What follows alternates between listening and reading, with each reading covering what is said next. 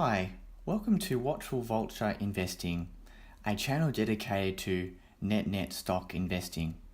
The most important metric in net investing is the net current asset value. It means the liquidation value of the business.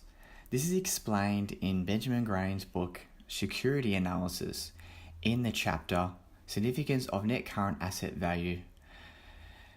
Net investors apply Benjamin Graham's adage to buy a business far below its liquidation value. They do this because this allows for a margin of safety between the price of the stock and its intrinsic value.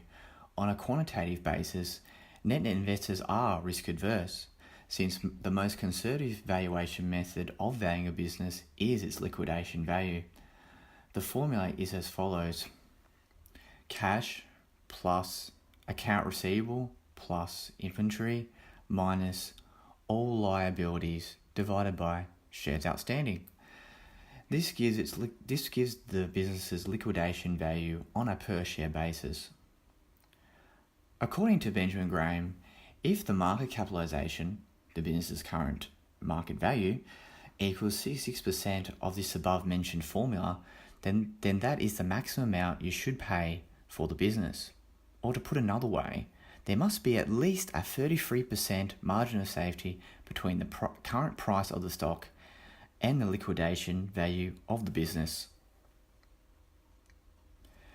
Now, let's unpack what cash, accounts receivable, and inventory stands for, and why they are important to know in understanding net current asset value. Firstly, there is cash. The cash of a business comes from three sources: operations, investing, or financial. The first source of cash, in no particular order, is financial. Nets which mostly get their cash from financing should be avoided. This is because in most cases, net stocks' profit margins are already small or negative, and debt or share issuance will likely result in the business losing money at a faster rate. In the case of issuing more shares, it reduces liquidation value of the company because there are more shares chasing the same amount of value. In the case of interest-bearing debt, it weakens the company's already depressed operations further through the repayments of the debt, and if payment terms are not met, this exponentially increases the net current asset value decline. Therefore, it is unlikely that its liquidation value can be maintained, and will only burn through net current asset value quicker in the long run. The second source of cash is from selling investments. In most cases, this means existing assets such as property, plant, and equipment. In cases where restructuring occurred because the net business was disposing of a money losing or unprofitable division, then this is a good source of cash, because if other elements of the business are profitable, then it will have potential upside, and the newly gained cash can be put to good use in the future.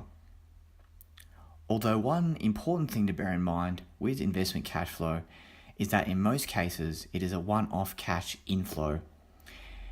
It cannot be relied upon for the continuing existence of the business.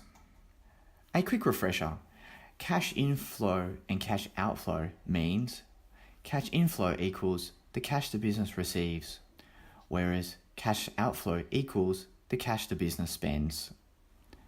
The best source of cash is from operations. This is because when cash flow from operations is positive, it increases the net current asset value of the business. And when cash from operations becomes more consistent, then the business will likely rise above its net current asset value, meaning the investor can sell his investment and find another net stock. However, in most cases, when a net stock is purchased, it will either have a small amount of positive cash flow or it will be negative. The strength of a net lies in its balance sheet, not its earnings.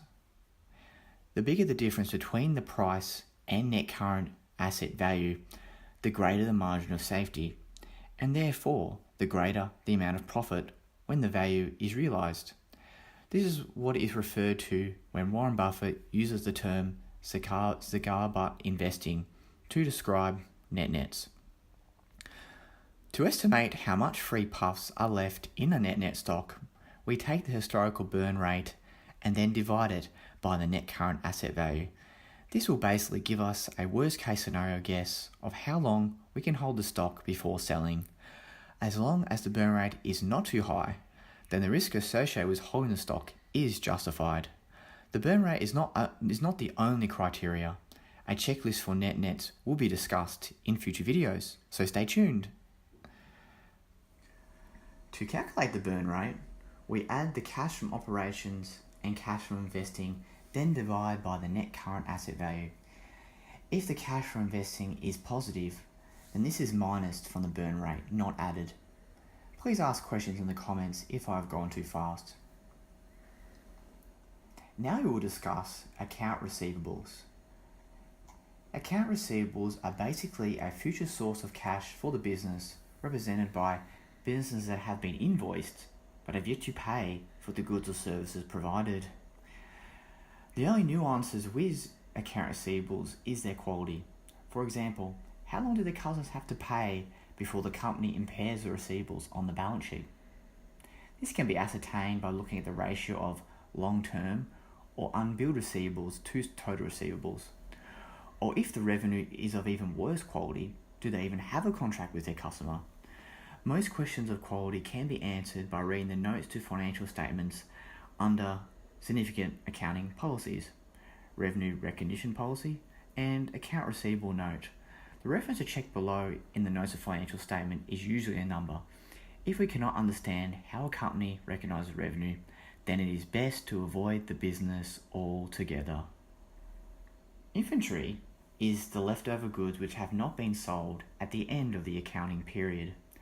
The inventory on the balance sheet is valued at cost, not wholesale or retail value, unless stated otherwise in the notes to the financial statements.